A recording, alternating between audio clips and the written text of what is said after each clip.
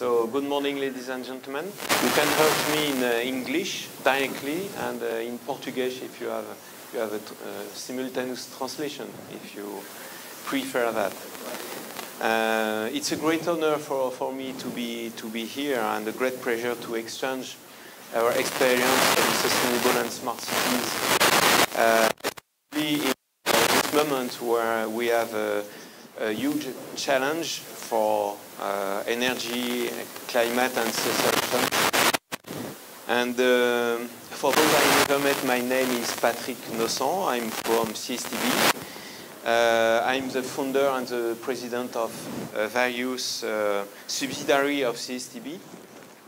I will present these in a minute. Okay.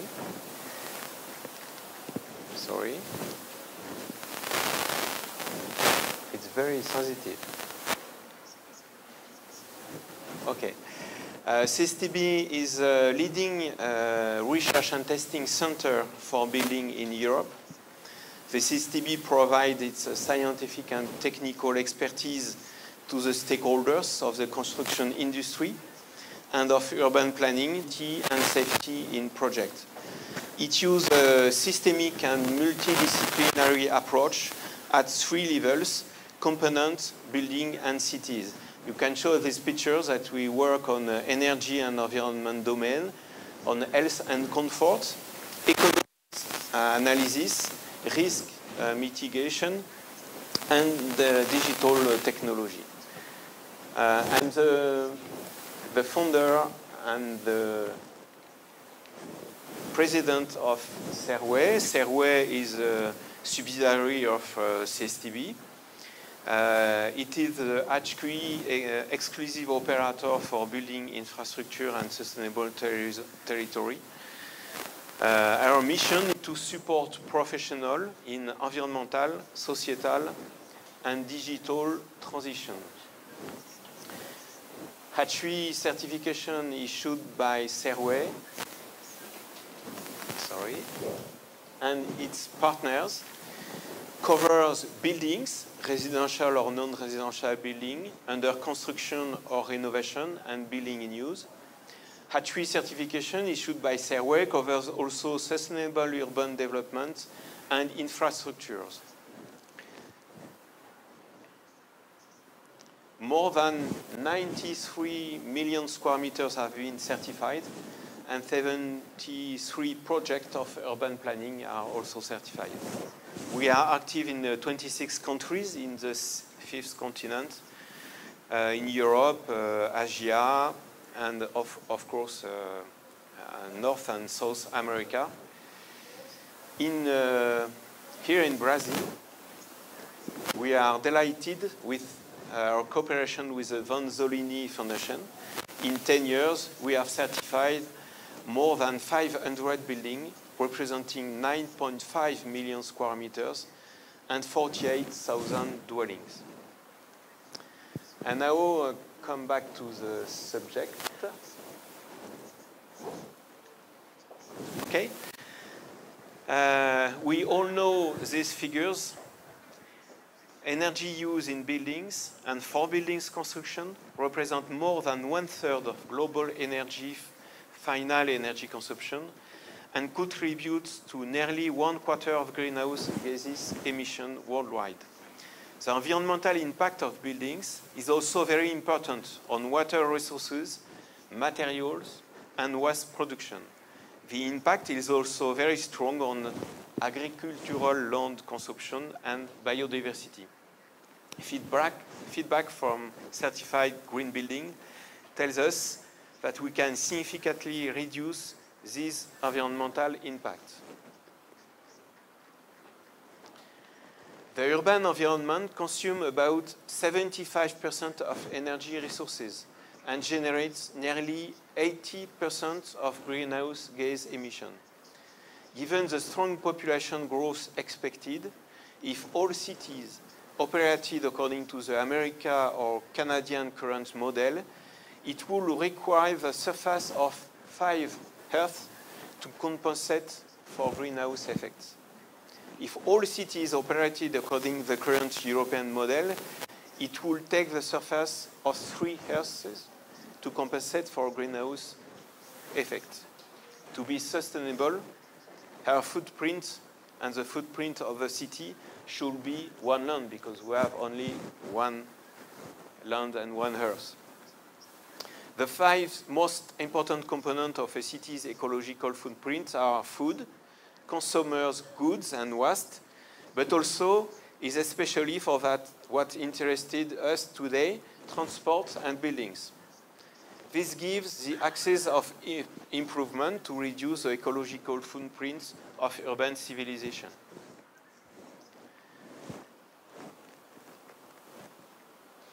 Sorry. But the city is also, by its very essence, the place favoring exchange and interaction between individuals and hence progress, culture, development. The city is also, by construction, oriented toward the economy of space and means. It can, therefore, on the contrary, participate in the effort to protect the natural environment. As a result, the subject at bottom is not to be or against the city. It is really a matter of determining which urban forms are the most effective and most desirable for meeting the social demands. And now, solution exists. Through the certification of green buildings, we have demonstrated that we can effectively act. Here are some examples. We know how to make low consumption buildings. Here you can see the good house of Geoxia. This was the first model of HQE certified individual house and low energy building. To have lower energy, it's now very well known. We have to lower the energy need. We have to work with very efficient equipment, and then we can produce renewable energy. We haven't know how to make positive energy buildings, buildings that over the year produce more energy than they consume. It's a concept that was developed by the CSTB at the end of the century, and now it's a target, it's an objective for all new buildings in Europe in 2020. Here you can see the first HQE certified office buildings and positive energy buildings. The green office by Bouygues Immobilier is low consumption, and the energy is produced by photovoltaic panel on the roof and by a biomass boiler that makes the 3 generation, hot, cold, and electricity.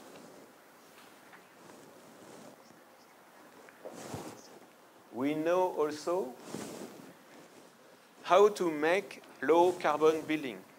The carbon impact measurement tool is still discussed. For example, the World GBC has launched a campaign to lower carbon emission from energy use. That's fine, but we think it's not enough. We have indeed shown with 200 life cycle analysis of new buildings that the carbon contained in building materials had an impact as important as the carbon emitted in operations for 50 years. To obtain a low carbon buildings, we must reduce energy consumption and use carbon-free or even better renewable energy. We must also reduce the amount of materials and use decarbonized or better renewable materials. This is a building made with wood, biomass materials, and this building is HQE certified and is one of the first buildings labeled low carbon building.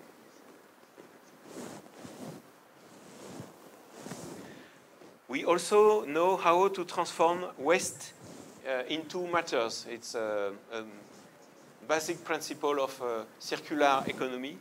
Here is a building of the European Union. The facade is made up of more than 3,000 frames of reused windows. we are starting to see used building products trading platforms.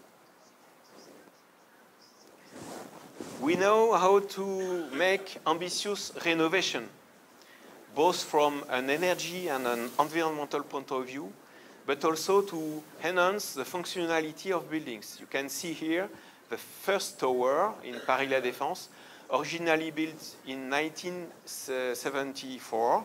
The tower was converted by Altarea Cogedim. The energy consumption of the tower was divided by 4.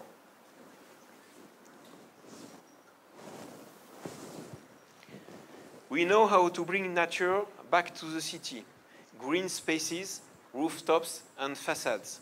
This makes it possible to preserve biodiversity. For example, bees migrate from the countryside polluted by intensive agriculture to cities. This reduces the heat island and the clogging of drainage network in case of heavy rain. This makes the dense city more desirable and comfortable as well.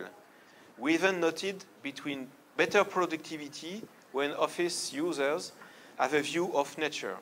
You can see here the biggest green roof of Paris. It is on the Mail Beaugrenelle. It's an HQE certified building, of course. In a social point of view, the environment is also the indoor environment. We have to take into account this matter because we live mainly in enclosed space, whether they are public places, professional buildings, or private spaces. We know that sanitary conditions and comfort have an impact on the inhabitants and users of buildings. Here are some examples of positive or negative impact of the built environment of human beings. According to the World Health Organization, more than 2 million premature deaths can be attributed each year to the effect of outdoor air pollution in cities and indoor air in buildings around the world. It's one of the aspects of comfort and space. And in this matter, two solutions exist. For example, the envelope could act on the luminous comfort by the quality and quantity of natural light it lets in, hygrothermal comfort by the insulation it offers, and acoustic comfort by the insulation to the outside noise that it allows. Envelope can also isolate users from poor outdoor air quality. This is the Agua building, not Aqua, Agua building by GEA Smart Building. It is a HQE certified building and Osmose pilot operation. Inside the building, the quality of the artificial light, the partitioning, the quality of the indoor air, the furniture, the functionalities, and the services have a very important impact of the quality of life of the users. You can see here the interior design of the new headquarters of ICAD, which is an important office property in Europe. It is an HQE certified building and an Osmose pilot operation. To take into account this aspect, we have developed a specific approach that we have called Osmose. Osmose is an approach to improve the quality of life at work, that is to say, the well-being of employees and the performance of organizations through an adapted building design, interior design, and human resource services and policies. It takes into account these 6 themes you can see in these figures.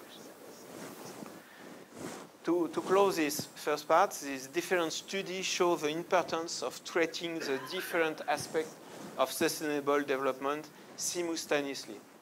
Quality of life, buildings and cities are usually made to live, learn, work, health. The inhabitants are sensitive to health aspects such as quality of the air, for example, by the comfort and by the services offered in building and city and neighborhood.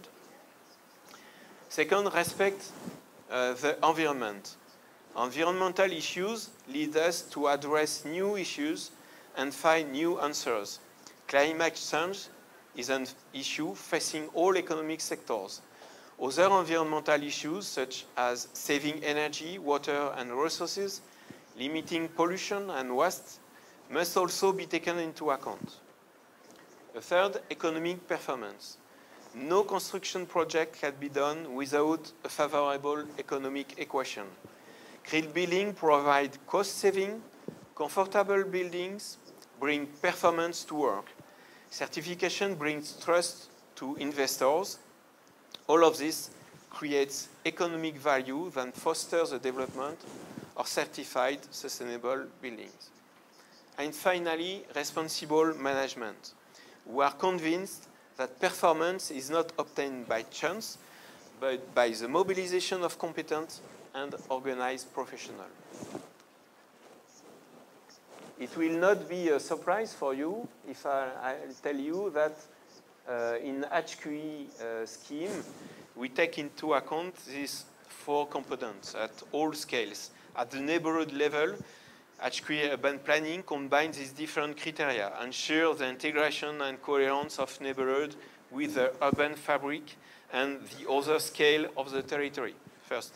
Second, preserve natural resources and promote the environmental and sanitary quality of the development.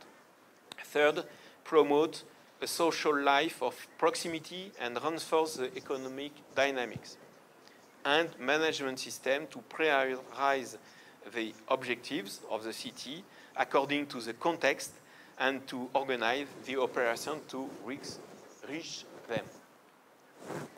Here you have the targets for HQE certification for building under construction, renovation, and operation. You can observe that half of the criteria concerns the respect of environment and the other half the quality of life.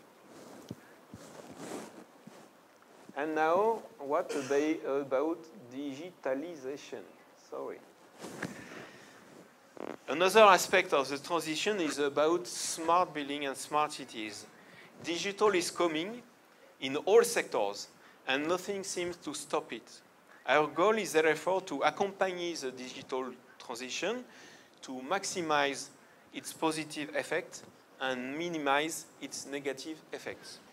Currently, there are 50 billion connected objects, and according to forecasts, this figure will be multiplied by 10 by 2050. To give you an order of the magnitude, clearly each person in the world will have an average of 6 connected objects in 2020. This will revolutioning bring new challenges, especially regarding the way of working and the workplaces. On the way to work now, very few people can work without having access to internet. We can continue working with a water cut, but a cut of internet, no one is able to work. Internet is now present in all our means of communication: email, video conference, collaborative working tools, and efficiency connectivity. This appears to be a prerequisite and necessary basis for the development of services. But the first thing that comes to mind for professionals when thinking about internet is cybersecurity. The first of these concerns digital crime. Individuals can take possession of buildings through connected objects. It's happened in the United States through a temperature sensor, and in hotel in Austria, in Europe, via a connected camera. The goal here is not to scare, but simply to point out that there are simple solutions to protect oneself effectively, because many companies are under attack because they do not have the means to defend themselves.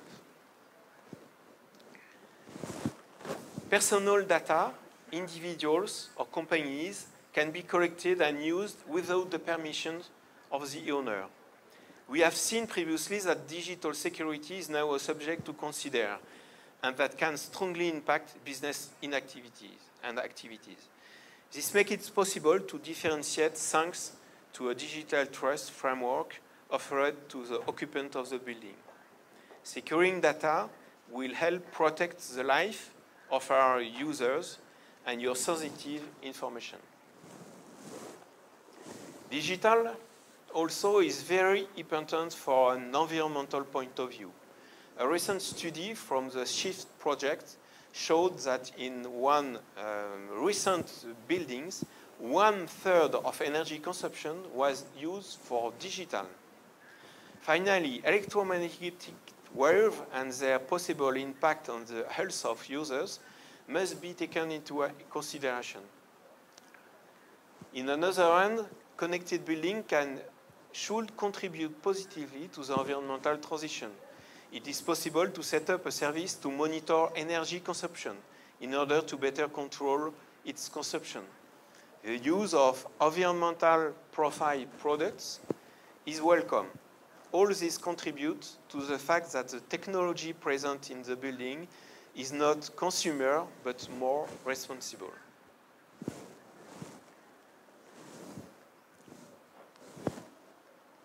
The arrival of digital will impact the technique, how to build and operate building, governance with the emergence of new players, but also the economic model.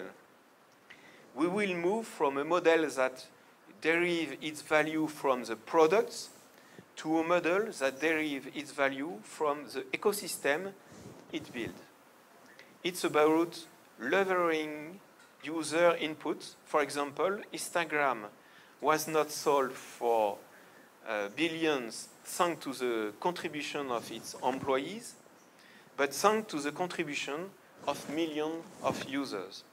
The same goes for buildings that become a service platform and will derive its value from the contribution of buildings users, its use value, and service companies that will offer service for buildings.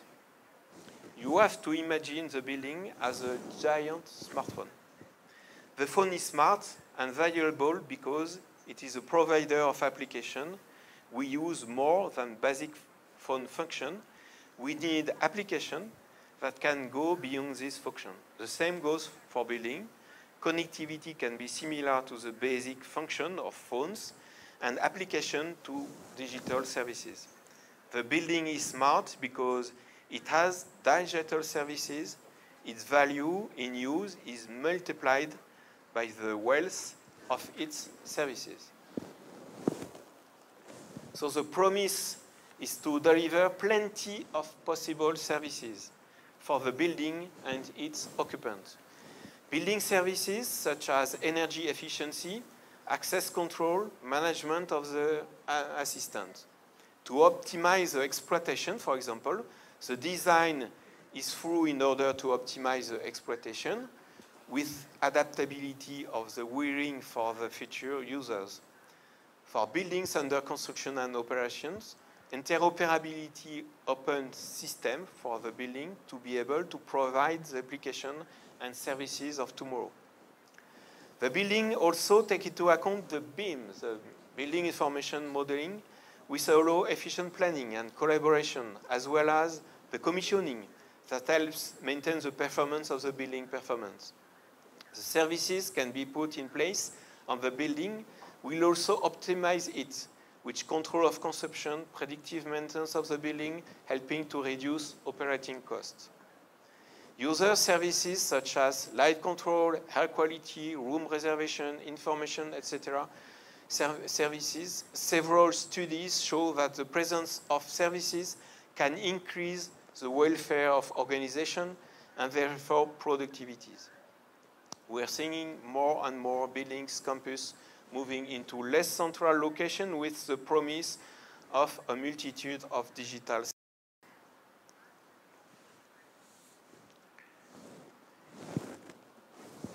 I present to you the framework of the new label Ready to Services. It was developed by CERTIVEA and Serway in cooperation with the Smart Building Alliance for Smart Cities and the HQE Alliance. The message is to say that the building of tomorrow will not be connected and communicating only for technology prowess. It must be connected to adapt to its users and to the evolution of their needs. It needs to be connected to enable businesses and employees to better leverage new forms of work and new services enabled by digital. It must be communicative to be able to interact with its environment, to constitute a platform of services, and to register it in the sustainable and smart city of tomorrow. For example, to answer the new challenge of the pooling of energy.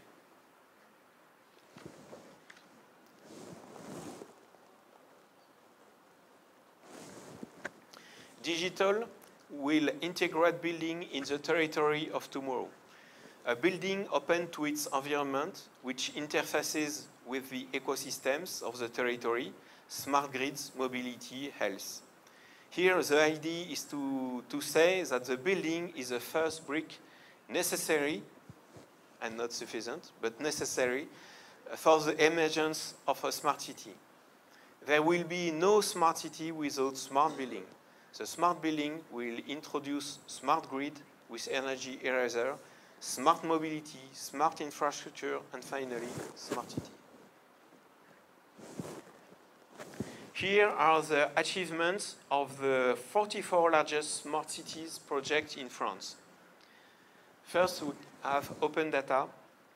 Second, smart grid, linear public Wi-Fi, participative platform online, intelligent public lighting, Fab Lab, IoT, communicating street furniture, smart eco-district, predictive, maintenance, and BIM modeling.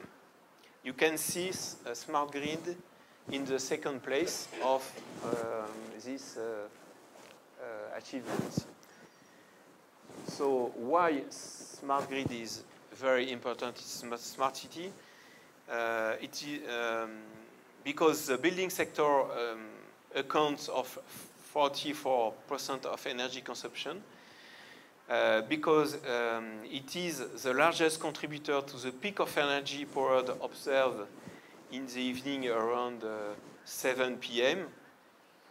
The total energy consumption in building could be reduced by 10% just with a digital solution. It is the reason why we also decided to develop specific requirements for smart grid. Those requirements are divided in three levels. We have defined 3 levels of building able to integrate a smart grid. First level is communicating. The building is able to collect and communicate energy data for the building manager and for the network manager. The second level is reliable building. The building is able, in addition to level 1, to meet its commitment in terms of production, consumption, and energy storage. And the third one, active and flexible building. The building is able, in addition to level 1 and 3 and 2, to be flexible and to modulate its consumption production on demand to react to external signal. Here you can see the smart grid project in France. 10 of them are in force at this moment. Those are projects who including a smart grid in the 24 of the previous project I can present to you. And you can see that some of them work on building efficiency, district efficiency, network efficiency, the mobility, and the self-consumption as a specific question.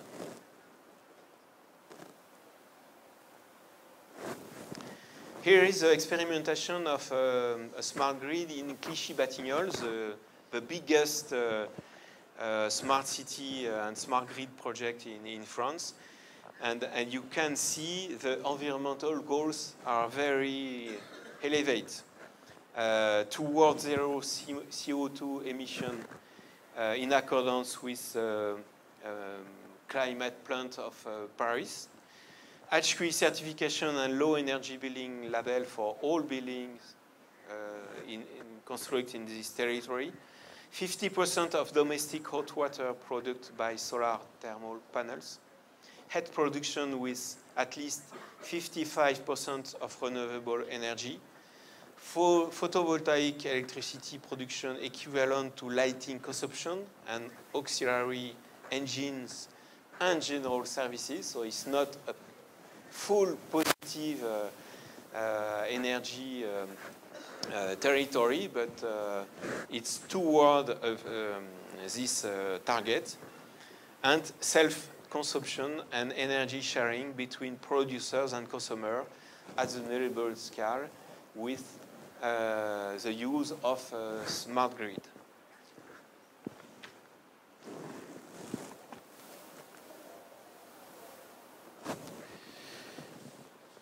So we started to work with smart grid, and now we work on territory ready to services to include digital transformation into the fabric of the territory. And we have identified 3 parts: governance, citizenship, and data management. I don't detail it because it's very new and we are at the beginning of the work. Sorry. The next one. Here? Oh, yeah.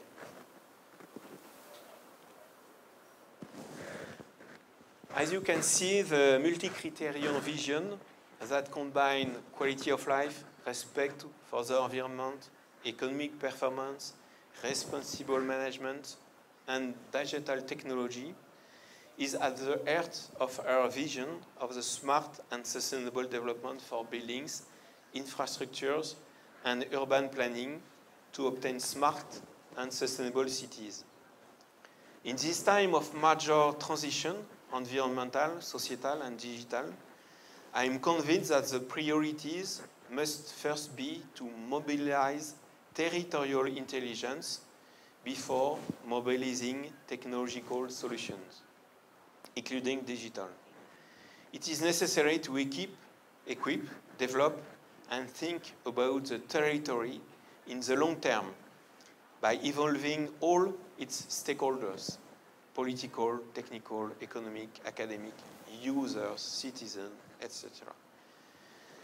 3 guiding principles are essential for the territory of tomorrow: governance, sovereignty, and inclusion. What's more, our current construction logic often responds to a misperception of use. They are often poorly evaluated while they are essential to the sustainability of any development project. The control of the use at the heart of the issue of governance of the project is a key factor of success. Just as it is also undeniable that digital tools, especially with the data they generate, will play increasingly an increasing role important for the fabric of the city. And the certification process, such as HQE, which particularly address those governance issues, are valuable tools to support the territories in their change to enhance their commitments. Thank you for your attention. And now, if you have some questions, we'll be very happy to exchange with you. Thank you.